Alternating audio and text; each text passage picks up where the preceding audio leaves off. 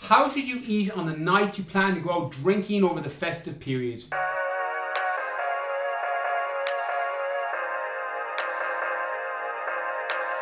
So we're coming into Christmas now with lots of different holiday parties, different work parties, and lots of different nights out over Christmas and into the new year. So a question that's been coming up a lot on my Instagram and my Snapchat recently is, how can I eat the night I plan to go out drinking? So there's a couple of tips and tricks that I use with people coming through my programs that I'm going to share in this video in the hopes that it helps. One very simple one you can apply straight away is reduce back the amount of carbohydrates you take on the night you plan to go out drinking. So what happens with carbohydrates is, if you keep your glycogen stores fueled up, excess glycogen will get converted back to body fat, and then if you add in your empty calories which come from alcohol, it just increases your body's ability to add more body fat faster. So one of the simple tricks and tips that I use is just keep your carbohydrates a little bit lower on those days, because then when you take your alcohol calories, you get your 7 calories per gram of alcohol you consume, you're not going to be adding an awful lot more body fat to your frame. There's lots of different things that come into play here. Your calorie deficit, your body's ability to actually digest and absorb any alcohol that it comes in. But a very simple tip is just reduce back your carbohydrates on that day and then add in a little bit of extra fat. What this will do is it means that you're not going to have that lack of soakage that people worry about, that if you just eat vegetables and chicken the day before you go out or the night before you go out, you're going to get drunk very quickly. So just increase your fats, some oily fish, some almonds, some almond butter, and what it will do is it'll make you feel a lot better when you're out as well, because you won't feel as watery, you won't feel as bloated from the carbohydrates you've been eating when you start adding alcohol in.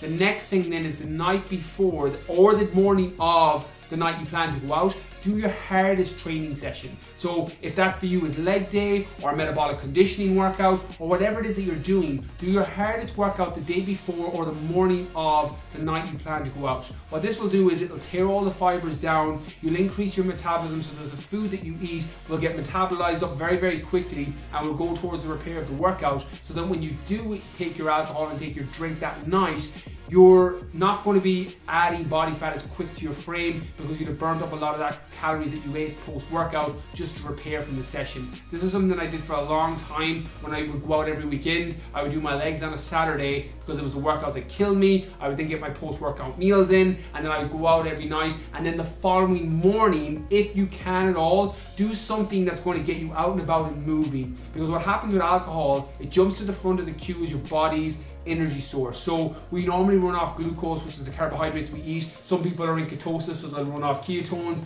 But what happens with alcohol, it jumps to the front of the queue.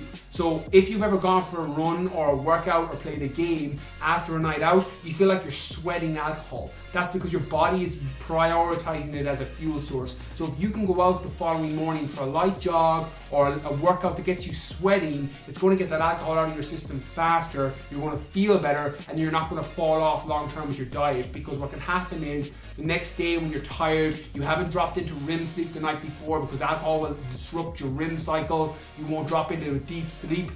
You'll need a sugary hit, you'll need a caffeine hit, and then the next day can lead to an all-out food coma where you eat everything in sight just to keep your mood up and keep your energy up. Normally going for a kind of a training session or something light in the morning can negate this as well and make you feel better faster, so that you don't fall off the following day. So over the Christmas period, try adding those 3 things in. The night you plan to go out, drop back your carbohydrates, do your hardest training session the morning of, and then the next day try and do something active. For some of you in partnerships and have relationships, there's other things you can do there as well, so I'll leave that one to your own device. So hopefully this helps. For anyone else that needs help over the Christmas period, or anyone you plan to go out drinking with over the Christmas period, please tag them below. Hope the video helped. Catch you soon.